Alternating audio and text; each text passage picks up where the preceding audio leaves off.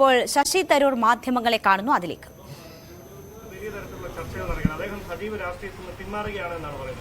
ഞാൻ അദ്ദേഹത്തിന് വിളിക്കട്ടെ, ഇത് സമയം കിട്ടിയിട്ടില്ല, നമുക്ക് എന്നെ വിളി വന്നുകൊണ്ടിരുന്നിട്ട് ഫോൺ എടുക്കാൻ സാധിച്ചിട്ടില്ല. പക്ഷേ അദ്ദേഹം എന്റെ അഭിപ്രായത്തിൽ നല്ലൊരു മുതിർന്ന നേതാവാണെന്ന് മാത്രമല്ല, അദ്ദേഹത്തിന്റെ അനുഭവവും കുറെ വർഷങ്ങളായിട്ട് നമ്മുടെ നേതൃത്വത്തിൽ ഒരു അത്യാവശ്യ അംഗമായിട്ടാണ് ഞങ്ങൾ കാണുന്നത്. അദ്ദേഹം മാറി നിൽക്കാൻ ഒരു ആവശ്യം ഞാൻ തോന്നി.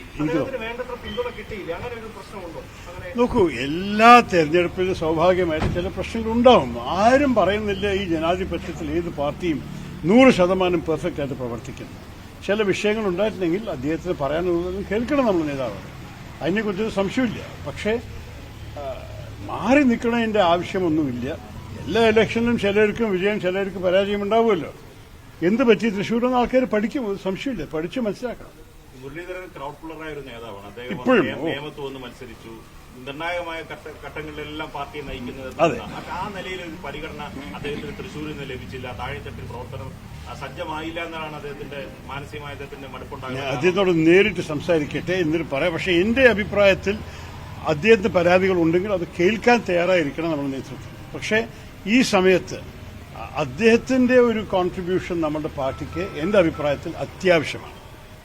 തിരുവനന്തപുരത്തെ കാര്യങ്ങൾ കണക്കടിസ്ഥാനത്തിൽ പരിശോധന ആരംഭിച്ചോ? അതിനെ ഇപ്പൊ പോകുന്നത് ആരംഭിക്കാൻ മാത്രമല്ല, അതിന് കുറച്ച് നീട്ടാൻ ആവശ്യമുണ്ട്. കാരണം ഇനി വരാൻ പോകുന്ന വർഷങ്ങളിൽ ഈ തലസ്ഥാന ഡിസ്ട്രിക്ട് ശരിക്ക് നിങ്ങൾ നോക്കുകയാണെങ്കിൽ തിരുവനന്തപുരം മാത്രമല്ല, ആറ്റിങ്ങലിലും BJPയുടെ വലിയൊരു വളർച്ച കൊണ്ട് വന്നിട്ടുണ്ട്. നിങ്ങൾക്കറിയാമല്ലോ, പിന്നെ അഥവാ നമ്മുടെ രാജീവ് ചന്ദ്രശേഖർ 16,000 വോട്ട് കൊണ്ട് തോറ്റിട്ടുണ്ടെങ്കിൽ ആറ്റിങ്ങലിലും മുരളീധരൻ 17,000 വോട്ടിനെ തോറ്റിട്ടില്ല. അപ്പോൾ ഇതൊക്കെ നമ്മൾ മനസ്സിലാക്കി എന്താണ് വിഷയങ്ങൾ, എന്താണ് ഫാക്ടേഴ്സ്, നമ്മളുടെ വഴിക്ക് എന്താണ് മെച്ചപ്പെടുത്തേണ്ടതെന്നൊക്കെ പഠിച്ച് മനസ്സിലാക്കണം. ഈ തരൂർജി, താങ്കൾ കഴിഞ്ഞ 4 തെരഞ്ഞെടുപ്പിലും താങ്കളുടേതായ ഒരു സ്ട്രാറ്റജി ഉണ്ട്. അത് ഈ 4ാം തവണ സക്സസ് ആയി. പക്ഷെ പാർട്ടി എന്നുള്ള നില ആ നിലയ്ക്ക് ഒരു പിന്തുണ ഇതൊക്കെ ചില കാര്യങ്ങൾ പാർട്ടിയുടെ അകത്ത് സംസാരിക്കുകയാണ് ഭേദം. ഞങ്ങൾക്ക് ചില കാര്യങ്ങൾ ചർച്ച ചെയ്യാനുണ്ടെന്ന് ഞാൻ സമ്മതിച്ചു. പക്ഷെ അതിനേക്കാൾ കൂടുതൽ പറയാൻ എനിക്ക് ആഗ്രഹമില്ല. പ്രത്യേകിച്ച് ഈ സമയത്ത് നമ്മളെല്ലാവരും വലിയൊരു വിജയം, ശരിക്ക് ഈ തെരഞ്ഞെടുപ്പ് നോക്കുകയാണെങ്കിൽ BJP സർക്കാരിന് ഒരു വിജയം കിട്ടിയില്ല. പക്ഷെ ഒരു പരാജയം പോലെ തോന്നുന്ന ഒരു വിജയമാണ് അവർക്ക് കിട്ടിയിരിക്കുന്നത്. ഞങ്ങളുടെ ഒരു പരാജയം നമ്മൾ വിജയം പോലെ തോന്നുന്ന ഒരു പരാജയമാണ്. ആ മൂഡിൽ നമ്മൾക്ക് ഈ സമയത്ത് നെഗറ്റീവ് മാത്രം നോക്കിയാൽ പോരാ. പല നല്ല കാര്യങ്ങളും നടന്നിട്ടുണ്ട് പാർട്ടിക്ക്, ഭാരതം മുഴുവനും, കേരളത്തിലും. 18 സീറ്റ് UDFന് കിട്ടിയത് നല്ലൊരു ആഘോഷിക്കാനൊരു കാര്യമാണ്. അപ്പോൾ നമ്മൾ എപ്പോഴും എടുത്തെടുപ്പ് തന്നെ ഒരു നെഗറ്റീവായിട്ട് സംസാരിക്കാൻ ആവശ്യമില്ല. എല്ലാ ചർച്ച ചെയ്യാനും മനസ്സിലാകാനും സമയം വരും. ഈ കഴക്കൂട്ടം, നേമം, വട്ടിയൂർക്കാവ്, ഈ 3 മണ്ഡലങ്ങൾ, നഗരത്തിലെ മണ്ഡലങ്ങൾ, നഗരത്തിലെ തിരുവനന്തപുരം മണ്ഡലങ്ങളിലെ സിറ്റി ഏരിയയിലും നമ്മൾ പിന്നോട്ട് പോയി. അത് നേരത്തെ നമ്മൾ കണക്കുകൂട്ടിയിരുന്നത് 25,000-ഓളം വോട്ട് അവർ വന്നു. അത് നമ്മൾ പ്രതീക്ഷിച്ചിരുന്നതാണോ? അത് നമ്മളെ വോട്ടിൽ നിന്ന് UDF ബാങ്കിൽ നിന്ന്, വോട്ട് ബാങ്കിൽ നിന്ന് അടിയൊഴുക്കുണ്ടായി? അല്ല, കുറച്ച് ഞങ്ങൾക്ക് നഷ്ടപ്പെട്ടിട്ടുണ്ട്. എന്റെ അഭിപ്രായത്തിൽ ഞങ്ങൾക്ക് ആ സമയത്ത് തന്നെ കണ്ടത് നേമത്തിലും വട്ടിയൂർക്കാവിലും ഞങ്ങളുടെ പ്രചരണത്തിൽ ചില കുറവുണ്ടായിരുന്നു. അത് പാർട്ടിയുടെ അകത്ത് ചർച്ച ചെയ്യാനുള്ള വിഷയമാണ്. കഴക്കൂട്ടത്തിൽ ഞങ്ങൾ ശരിക്കും ഒരു ഭാഗത്ത് പ്രത്യേകിച്ച് മഹാമോശം സ്ഥിതിയായിരുന്നു. ഈ 3 എണ്ണത്തിൽ ഞങ്ങൾക്ക് വലിയൊരു ഒരു ഞെട്ടാനൊരു സർപ്രൈസ് ആയിട്ടൊന്നും ഇല്ല. ഇതെല്ലാറ്റിലും നമ്മൾക്ക് ഉറപ്പമായിരുന്നു കുറച്ച് പുറകെ ആയിരിക്കുന്നു. പക്ഷെ ഇത്ര പുറകെ ആവുന്ന ഒരു പക്ഷെ വിചാരിച്ചിട്ടുണ്ടാവില്ല. നിയമത്തിൽ നമ്മൾക്ക് ഒരു ഭാഗത്ത് പ്രത്യേകിച്ച് നല്ലൊരു പുരോഗതിയാണ് ഞങ്ങൾ കണ്ടത്, മറ്റേ ഭാഗത്ത് അത്ര നന്നായി ഉണ്ടായിരുന്നില്ല. അപ്പോൾ ഒരു ചെറിയ ഒരു പരാജയമാണ് ഞങ്ങൾ പ്രതീക്ഷിച്ചത്. ഇതൊരു വലിയൊരു പരാജയമായിരുന്നു നിയമത്തിൽ. മറ്റേ 2 സ്ഥലത്തിൽ മോർ ഓർ ലെസ് ഞങ്ങൾ പ്രതീക്ഷിച്ച പോലെ തന്നെ എണ്ണം വന്നത്. പക്ഷേ അത് പോരാ. നമ്മൾക്ക് ഇതെല്ലാം ഞാൻ 3 തവണ ജയിച്ച വട്ടിയൂർക്കാവാണ്, ഞാൻ 2 തവണ ജയിച്ച കഴക്കൂട്ടമാണ്, പിന്നെ ഒറ്റ ഒരു സമയത്തേക്ക് നിയമം ജയിച്ചിട്ടുള്ളൂ. പക്ഷെ എന്നാലും ഇതെല്ലാം നമുക്ക് മനസ്സിലാക്കി ഇനി മുന്നോട്ട് പോകുമ്പോൾ ഞാനോ ഇനി വരാൻ പോകുന്ന കോൺഗ്രസ് സ്ഥാനാർത്ഥികൾക്കോ എന്തൊക്കെയാണ് ശരിയായി ചെയ്യാനുള്ളതെന്ന് നമ്മൾ പഠിച്ച് മനസ്സിലാക്കണം. ഒരു പാർട്ടി പറഞ്ഞാൽ ഒരു വ്യക്തിയല്ലല്ലോ, ഒരു സ്ഥാപനമാണ്. പാർട്ടിക്ക് ഭാവിയെക്കുറിച്ച് പല കാര്യങ്ങൾ ചെയ്യാൻ. അതിന് മുമ്പ് അടുത്ത വർഷം നമ്മൾക്ക് ലോക്കൽ സെൽഫ് ഗവൺമെന്റ് ഇലക്ഷൻസ് ഉണ്ട്. അത് കഴിഞ്ഞിട്ട് നിങ്ങൾക്കറിയാമല്ലോ നിയമസഭ വരുന്നുണ്ട്. ഇതിലെല്ലാറ്റിലും കോൺഗ്രസ് പാർട്ടി നല്ലൊരു സ്ഥാനത്ത് വരണം ആഗ്രഹമുണ്ടെങ്കിൽ ആഗ്രഹമുണ്ടല്ലോ. അതിനുവേണ്ടി എന്തൊക്കെയാണ് പാഠങ്ങൾ പഠിക്കേണ്ടതെന്ന് ആ ചർച്ച കേരളത്തിലും ഡൽഹിയിലും നടത്തേണ്ടി വരും. അതായത് ദേശീയ രാഷ്ട്രീയത്തിൽ ഇപ്പോൾ TDP BJP ആയിട്ട് വിലപേശൽ ആരംഭിച്ചിട്ടുണ്ട്.